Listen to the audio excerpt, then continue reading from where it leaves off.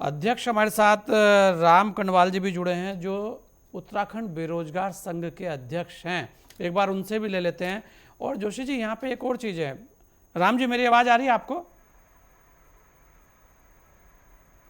राम भाई, मेरी आवाज़ आ रही है? जी जी आ रही है जी। राम भाई, जोशी जी ने कहा अब कि कार्रवाई होनी चाहिए। जोशी जी ने यह भी कहा कि इस पे एक सबको बैठकर मंथन करना चाहिए, क्योंकि युवा उत्तराखंड का भविष्य है। लेकिन यहाँ एक बात 2-3 दिन से मैं देख रहा हूँ, और कल से वो बड़ी तेज़ी से गूंजी, उसकी चर्चा बहुत ज़्यादा रही। अब ये भी हो सकता है कि शायद मुझे झूठ सुनाई दिया हो। ऐसा भी हुआ कि वहाँ पर बहुत सारे युवाओं के खिलाफ एक्शन करने की बात भी हुई, मतलब उन पर मुकदमे कायम करने की बात भी हुई। ये भी हुआ कि किस तरीके से इस जमवाड़े को तोड़ा जाए। अगर ऐसा कुछ होता है तब भी सवाल खड़े होते हैं कि आखिर वो कौन से अधिकारी हैं जो इस तरीके की बात उत्तराखंड के युवाओं के साथ कर सकते हैं। आखिर उस युवा की गलती क्या है? अगर वो बैठा है तो अपने हक के लिए बैठा है। राम कनवाल जी, आप भी उस आंदोलन के अंदर बैठे हुए हैं। आखिर ऐसा क्या है कि आपको सड़कों पर बैठना पड़ा? क्यों आप सड़कों पर आए, और आपकी मांग क्या है? क्योंकि यहां ये बात हो रही है कि सब कुछ करना चाहते हैं, हर किसी की पीड़ा भी है। आशीष की भी पीड़ा है, ये कांग्रेस की भी पीड़ा है, ये बीजेपी की भी पीड़ा है, जो वरिष्ठ पत्रकार है, आंदोलनकारी, उनकी भी पीड़ा है। पीड़ाएं सबकी है, लेकिन इसका समाधान क्या है? राम कनवाल जी, क्या है मामला? क्यों है आप सड़कों पर?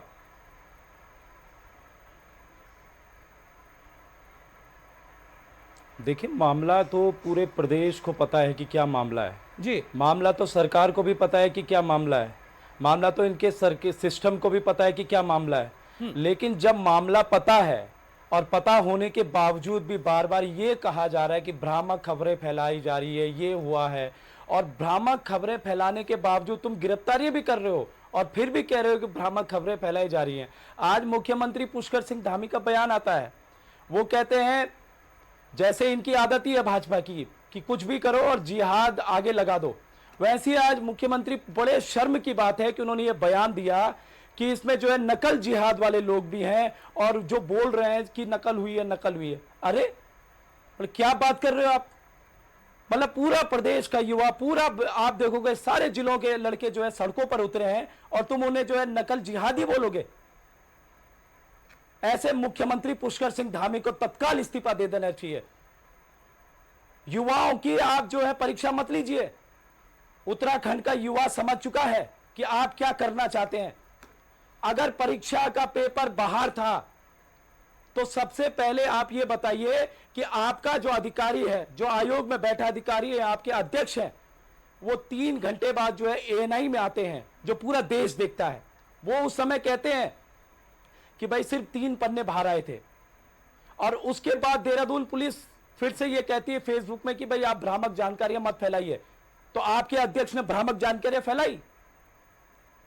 और उसके बाद सबसे बड़ी बात तो यह है कि मुख्यमंत्री पुष्कर सिंह धामी, जब हम देहरादून में कॉल का ऐलान करते हैं और बड़ी संख्या में युवा वहां पर पहुंचते हैं, तो दूसरे दिन वो हमें बुलाते हैं, और पूरा प्रदेश का युवा खुश हो गया, चलो भाई पुष्कर सिंह धामी जी ने बुला लिया, वो कुछ सुनेंगे। लेकिन जब हम वहां जाते हैं तो धामी जी का चेहरा मैंने काफी लाल देखा वहां पे, और मैं पहली बार देख रहा हूं कि उनका चेहरा इतना लाल पड़ा है। धामी जी दरअसल हर बात, हमने दरअसल उनके सामने 5 बिंदु रखे। हमने ये कहा कि इस परीक्षा की सबसे पहले निष्पक्षता से जांच की जाए, और इस पेपर को कैंसिल किया जाए, और 1 महीने के भीतर जो है दोबारा परीक्षा की आप अनाउंसमेंट कर दीजिए। दूसरी मांग हमने उनसे रखी कि आयोगों के भीतर जो दलाल बैठे हैं, उन दलालों की निष्पक्षता से जांच की जाए और हाईकोर्ट की निगरानी में यह जांच हो।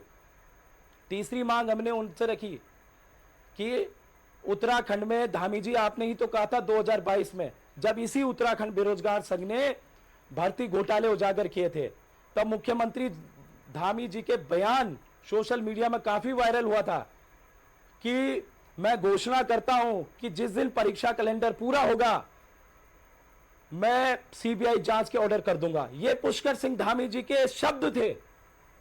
और आज अगर आप देखेंगे पूरे 3 साल हो चुके हैं, आज धामी जी के मुंह में सीबीआई जांच की बात क्यों नहीं है? मतलब जब हर बार उत्तराखंड बेरोजगार संघ इनको सबूत देगा, इनको बताएगा भाई ये गेम चल रहा है, यहां सेटिंग उजागर हो रही है, तब इनकी पुलिस, इनका एसटीएफ, इनका शासन, इनका प्रशासन तब हरकत में आएगा। और उसके बाद तुम ये कहोगे कि नकल जिहादियों तुम्हें बख्शा नहीं जाएगा। बड़े शर्म की बात है मुख्यमंत्री पुष्कर सिंह धामी जी, आज प्रदेश का युवा जगह जगह रैलियां कर रहा है, विकासनगर में जाम लगा पड़ा है, श्रीनगर में जाम लगा पड़ा है, गोपेश्वर में आज युवा सड़कों पर है, अल्मोड़ा के इतिहास की सबसे बड़ी रैली आज हुई है वहां पर, कर्णप्रयाग में रैलियां हुई हैं आज। तो भाई जब आप देखो आज परेड ग्राउंड में कितनी बड़ी भीड़ है। ये नकली है, ये असली परीक्षार्थी है इस प्रदेश का, जिसने दुख देखा है, जिनके माँ बाप जो है पहाड़ों में रह रहे हैं और अपने बच्चों के यहाँ पर 5,000 फीस भेज रहे हैं कोचिंग सेंटरों के लिए, वो भी अपना जो है पेट काट कर। और आप कह रहे हो इनसे कि नकल जिहादी है ये। आपको कार्रवाई करनी चाहिए थी। जब कल सुबह जब हमारी मीटिंग होती है आपसे, आपने आश्वासन दिया था कि शाम तक आपकी कुछ मांगे पूरी होती हैं, लेकिन देखिए इनका गेम, देखिए इनका गेम क्या हुआ। पूरा प्रदेश के युवाओं को यह था कि शाम को मुख्यमंत्री जी आज युवाओं की बात सुन लेंगे, लेकिन शाम होते होते क्या होता है गेम कि लक्सर से 10 बसें जो है यहां पर देहरादून में बुलाई जाती हैं बच्चों की, और एकता विहार धरना स्थल पर, और पूरा पुलिस फोर्स जो है वहां पर लग जाता है। वहां पर एसडीएम से लेकर मजिस्ट्रेट से लेकर सब वहां पर चले जाते हैं। जो मजिस्ट्रेट हमारे आंदोलन में नहीं आता वो मजिस्ट्रेट वहां पहुंच चुका होता है।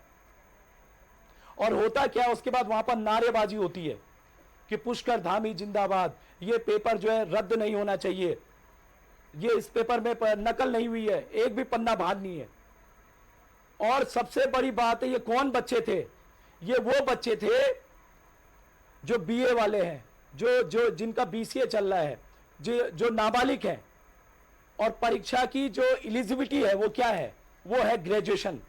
और वहां किसको पहुंचाया गया? यहां पर उनको पहुंचाया जाता है जो ग्रेजुएशन किए नहीं है। तो ये खेल आप समझिए। और जब हमने पता किया, जब हमने अपनी टीम को भेजा इनकी बसों के पीछे, हमने इनको जो है ऋषिकेश से पहले पकड़ा, तब उन बच्चों के आंसू थे।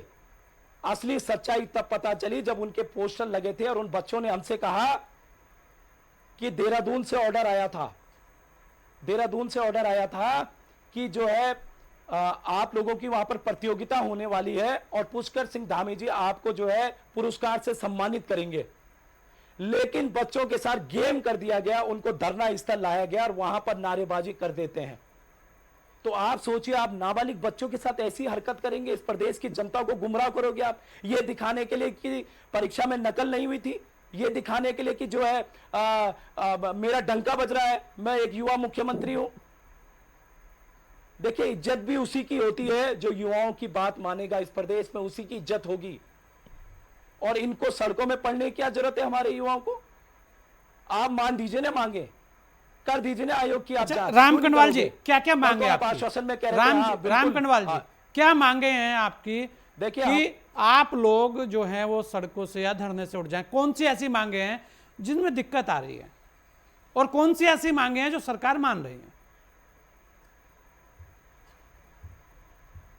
देखिए, हमारी बेसिकली 5 मांगे हैं जी।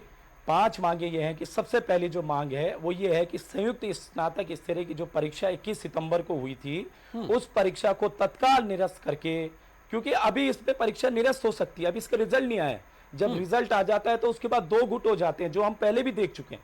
अभी ये संभव है और इस 1 महीने के बीच आप पूरी जांच कराइए, हर केंद्र की जांच कराइए। सिर्फ नकल का मामला नहीं है, यहां पर बहुत बड़े बड़े मामले हैं जो 10 बिंदु हम जो है मुख्यमंत्री को इस परीक्षा नकल के अलावा हमने दी है सेंटरों की। तो चलिए, फिलहाल 5 मांगे कौन सी दे रहे हैं? हाँ, और अगर इन पर, हाँ, पहली मांग मैंने ये बताई आपको जी। दूसरी मांग ये बोली हमने कि भाई जो आयोगों के अंदर बैठे लोग हैं उनकी जांच कराए। तीसरी मांग हमने इनसे ये रखी कि आपने घोषणा की थी आप सीबीआई जांच कराओ, ठीक है, तो उसका ऐलान आप कर दीजिए। चौथी मांग हमने ये की थी कि बार बार हाकम सिंह ही क्यों जो है नकल माफिया आता रहा, भाजपा के नेता क्यों आते हैं? तो हाकम का जो हाकिम है उसका पता लगाने की जिम्मेदारी अब आपकी, उसका पता लगाया जाए। चौथी मांग हमारी ये थी।